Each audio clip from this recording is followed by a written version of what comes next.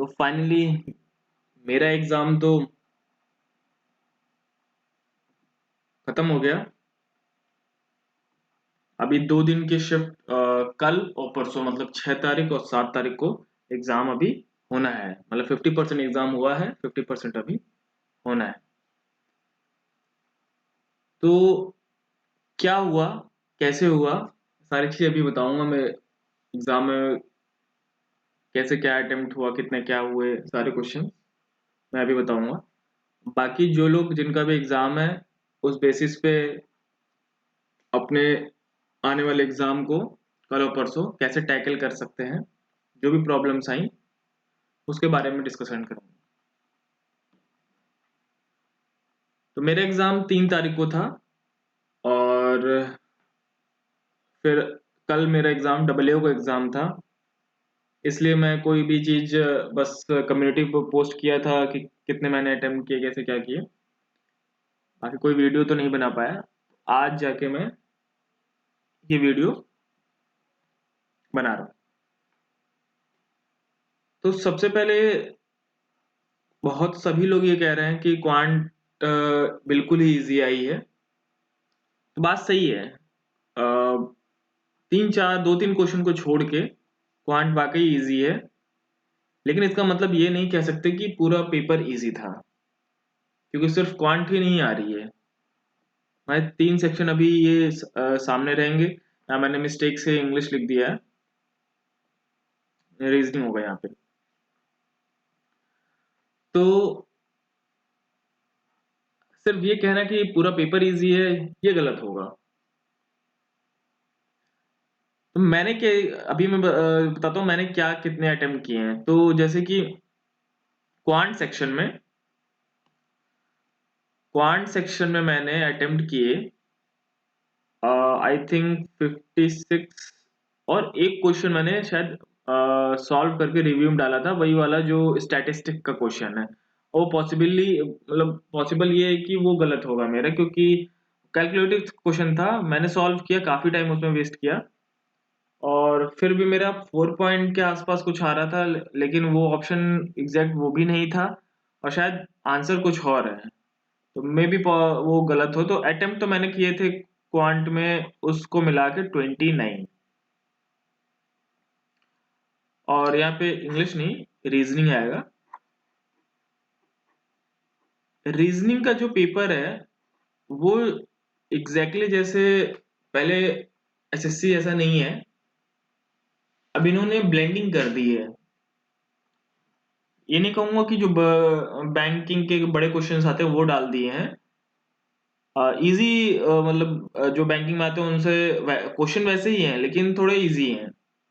लेकिन फिर भी जिनकी प्रैक्टिस नहीं रहेगी उनको दोनों को टैकल करना, क्योंकि इसमें एसएससी का भी टच है और बैंकिंग का भी टच है, दोनों मिला के दिया हुआ है। तो ओवरऑल पेपर जो रीजनिंग का है वो ठीक बना रहे हैं। तो इसलिए जो भी टाइम हम यहाँ सेव कर रहे हैं ना क्वांट में, ट्राई ये करना है जैसा पेपर आ रहा है कि यहाँ पर हम टाइम सेव कर लें और टाइम सेव करके उसको इस रीजनिंग में इन्वेस्ट करें।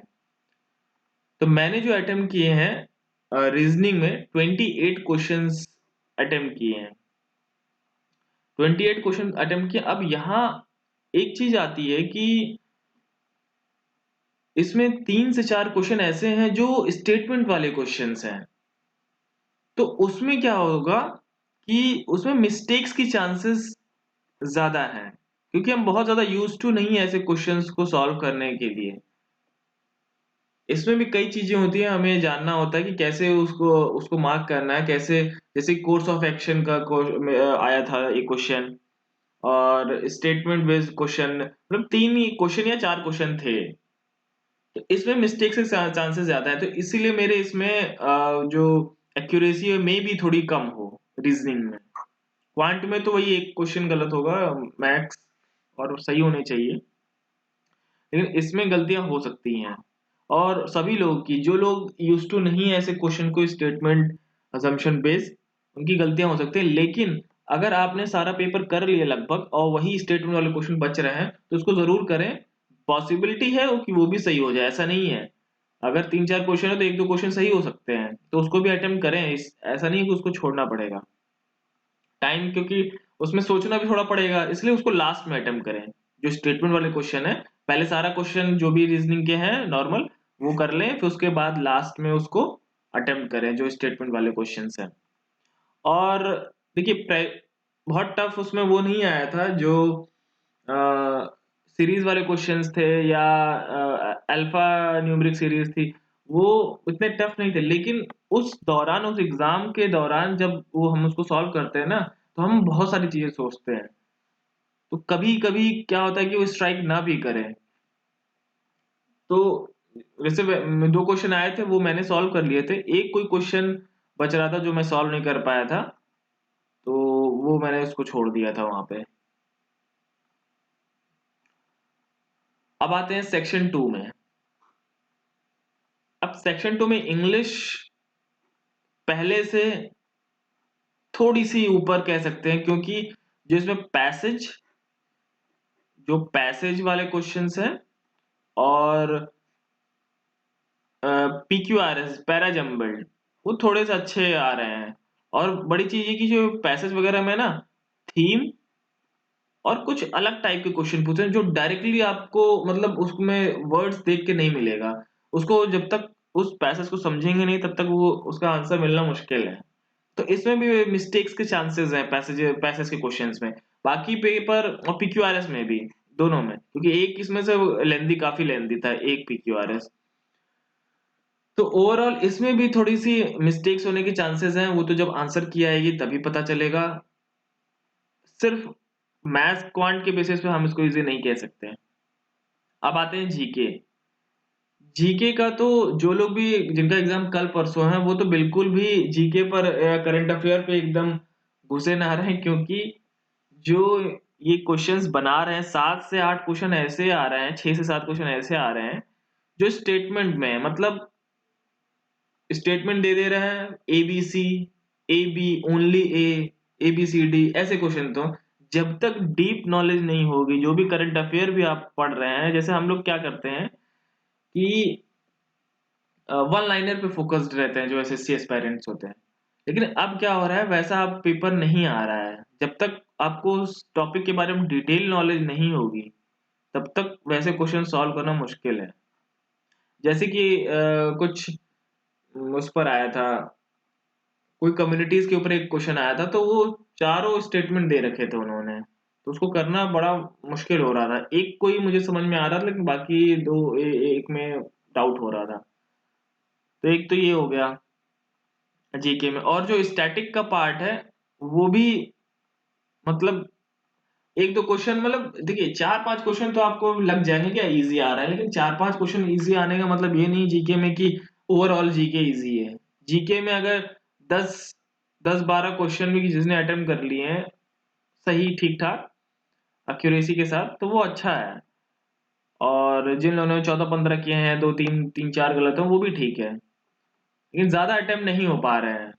शायद ही कोई होगा जो 20 के अराउंड या 18 के अराउंड अटेम्प्ट कर रहा होगा।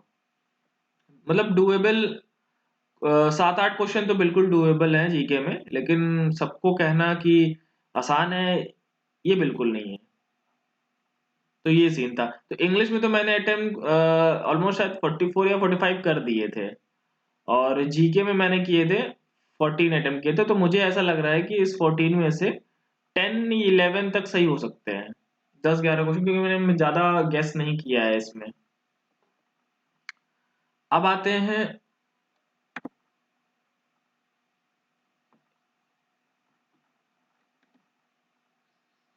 एक सेकेंड, नेक्स्ट स्लाइड।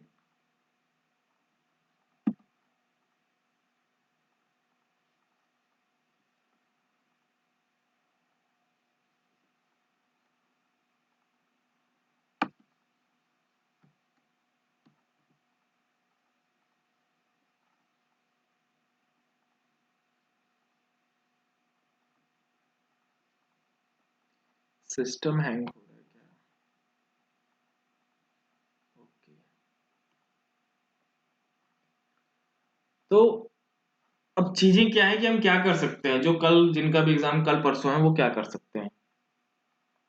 पहली बात, जीके और कंप्यूटर सेक्शन तो अभी अगर जिसका परसों एग्जाम है वो कंप्यूटर के लिए थोड़ा सा मतलब फोकस्ड होके कंप्यूटर पे ज्यादा फोकस करें, इवन करंट अफेयर वगैरह छोड़ के, जीके छोड़ के कंप्यूटर पे फोकस करें, क्योंकि यहाँ पर काफी दिक्कतें आ रही हैं, लोग ज्यादा अटेम्प्ट नहीं कर पा रहे हैं, तो कंप्यूटर पे फोकस करना बहुत जरूरी है। जीके पर जीके में गेस ज्यादा ना करें, क्योंकि 1/3 नेगेटिव मार्किंग है और कंप्यूटर में भी यही है, नेगेटिव मार्किंग है, इसलिए गेस नहीं करना है। एक दो अगर आपने 7-8 क्वेश्चन कर लिए तो एक दो क्वेश्चन आप कर सकते हैं, लेकिन ज्यादा क्वेश्चन नहीं। मैथ्स इजी है, लेकिन 2-3 क्वेश्चन कैलकुलेटिव आ सकते हैं, जैसे कि मेरी शिफ्ट में वो स्टैंडर्ड डेविएशन वाला क्वेश्चन कैलकुलेटिव था, वही मेरा मतलब एक क्वेश्चन थोड़ा ज्यादा टाइम भी ले गया और सॉल्व भी नहीं हुआ। तो उसमें ज्यादा टाइम वेस्ट ना कर करके जो टाइम आपका बच रहा है वो उसमें लगाएं। रीजनिंग सेक्शन हाई चांसेस है कि वहां पर ठीक ठाक अटेम्प्ट हो जाए। और अजम्पशंस वाले बेट अगर सब आपने क्वेश्चन कर लिए हैं और टाइम है तो इसको करें। और बिल्कुल ये थोड़ा बहुत इसके बारे में कोर्स ऑफ एक्शन वगैरह कैसे हम चूज करते हैं, थोड़ा सा जिसको पता होगा वो कर सकता है, ऐसा नहीं है।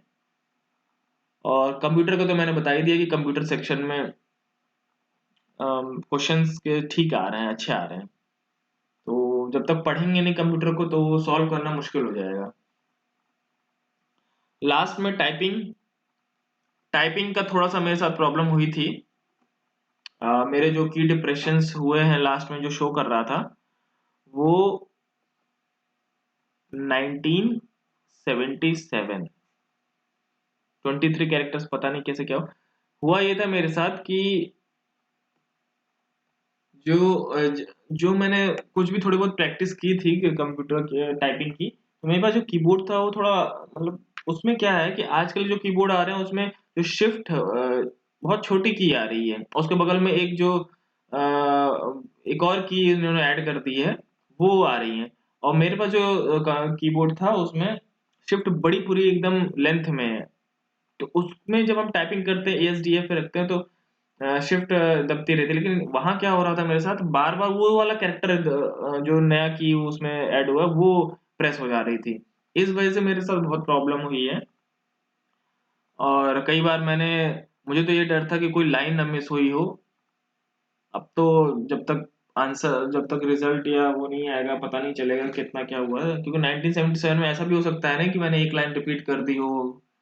कई जगह ऐसा हो रहा था, क्योंकि मैं दूसरी लाइन को दोबारा से वो सेम लाइन को दोबारा से वो टाइप कर रहा था, तो कई बार मुझे बैक करके वो भी सही करना पड़ रहा था।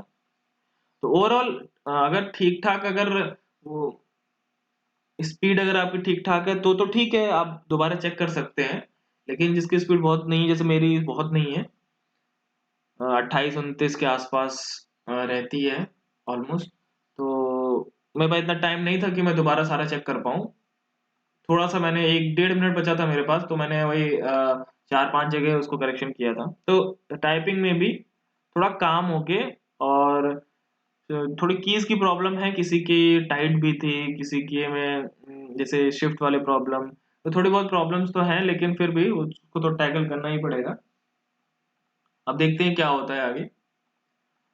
तो कल और परसों जिनका भी एग्जाम है उनको बेस्ट ऑफ लक। और ये सब चीजें ज्यादा नया लास्ट मोमेंट तक करंट अफेयर है जीके पर एकदम वो जैसे नहीं एग्जाम जो होने वाला उसके पहले सब लोग लगे रहते हैं, तो उसका कोई बहुत बेनिफिट नहीं मिल रहा है। मैंने भी काफी वन लाइनर्स काफी ज्यादा कम से कम 7-8 महीने कर रखे थे, लेकिन कुछ खास बेनिफिट कुछ खास के बिल्कुल ही बेनिफिट नहीं था। तो जीके में थोड़ा सा लक बेस्ड भी है, कि हो सकता है आपका पढ़ा हुआ आ जाए, हो सकता ना आए। और जब स्टेटमेंट टाइप के हैं तो उसमें तो क्या ही हम कह सकते हैं। तो उसमें तो जब तक पूरी डीप नॉलेज नहीं होगी तब तक ज्यादा कुछ हम कर नहीं सकते। तो ये सब है, बाकी ज्यादा टाइम नहीं। आप कंप्यूटर पे और थोड़ा सा टाइपिंग लास्ट मोमेंट में थोड़ी प्रैक्टिस करके जाएं, और बाकी तो क्वांट कर ले जाएंगे। जो टाइम टेकिंग पहले हुआ करता था उतना टाइम अब टाइम टेकिंग नहीं है, आसान क्वेश्चन आ रहे हैं 2-3 क्वेश्चन छोड़ के। बाकी जो टाइम बच रहा है क्वांट में उसको उसमें यूज करें, रीजनिंग में। और इंग्लिश में वही है कि पैसेज में थोड़ा सा मिस्टेक हो जाती है, लेकिन ठीक है, इंग्लिश का कर कह सकते हैं। थीमिंग वाले क्वेश्चन या कुछ और टाइप के उसमें पूछ ले रहे हैं जो डायरेक्ट उसमें तो आपको नहीं मिल रहा है। फिर भी ओवरऑल इंग्लिश भी ठीक है, बाकी सब ठीक है, बस ये कंप्यूटर सेक्शन और इंग्लिश में थोड़ा सा वो और टाइपिंग अगर ठीक ठाक है किसी की तो हो जाएगा सब। चलिए फिर, बेस्ट ऑफ लक, मिलते हैं किसी नेक्स्ट वीडियो में। Till then bye bye, take care and have a nice day.